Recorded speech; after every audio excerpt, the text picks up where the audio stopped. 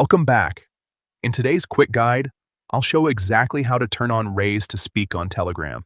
This feature lets you easily send voice messages just by lifting your phone to your ear. No need to hold down the microphone button. Let's get started. First, open the Telegram app on your phone. Make sure you're logged into your account so you can access all your settings. Once you're inside the app, look at the top corner and tap on the three-line menu icon. This will open up the main navigation panel where you can find all your account options. Next, tap on Settings.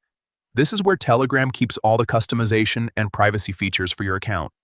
Inside Settings, go ahead and tap on Chat Settings. This section controls how your messages, media, and chat interactions behave. Now scroll down until you find the Media and Sound section. Take your time here, as there are several useful options you might want to explore later. Under Media and Sound, look for the option called Raise to Speak. Once you find it, simply toggle it on. And that's it.